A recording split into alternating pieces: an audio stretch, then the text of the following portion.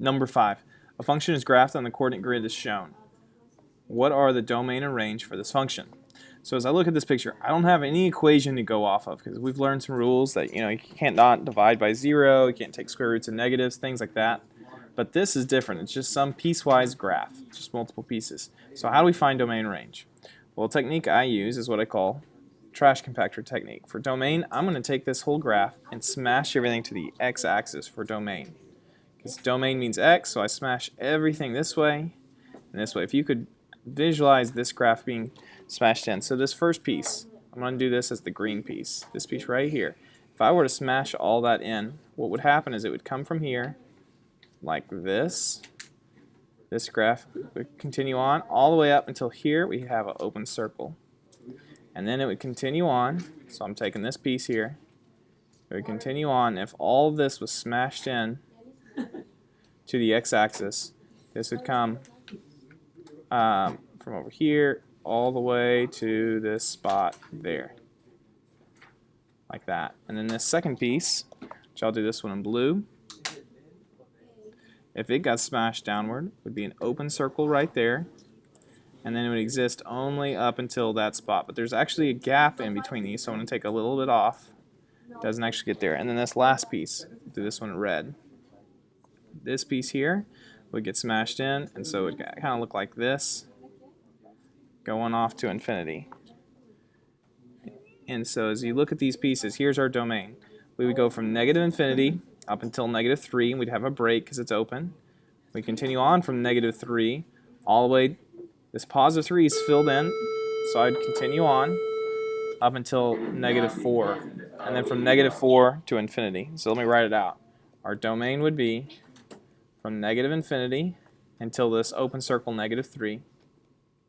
So it's a parenthesis because it's open. Union from negative 3.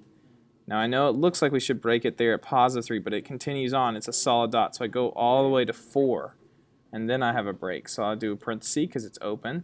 This graph right here is divided. And so it'll be broken at 4 like that. And then I'll have one more piece here from 4 to positive infinity. And that would be my domain. Now when we do range, we use the same concept, but this time we don't smash to the x-axis. What we're going to do, let me clear this off, is we're actually going to smash to the y-axis. So I'm going to take these lines and I'm going to curve it so I can smash to the y-axis for range.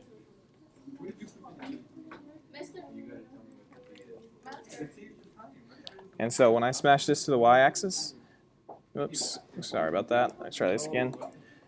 This piece right here gets smashed this way. This piece gets smashed in that way. And so here, this green piece comes all the way from here, curves in, and then it has an open circle right there. And then it continues up.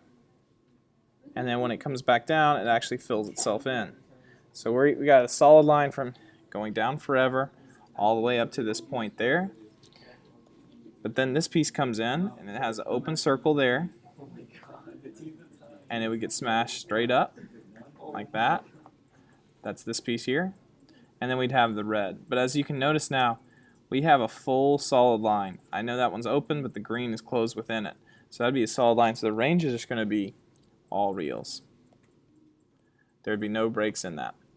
If, for the record, because this graph has so many different types of breaks, we would call this right here a removable discontinuity.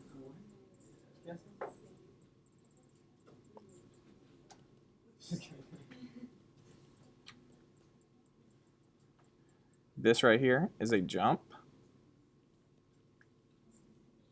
I should say at the x values too, at x equals 3.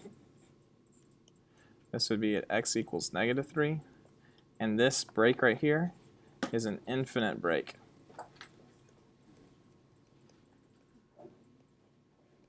At x equals 4.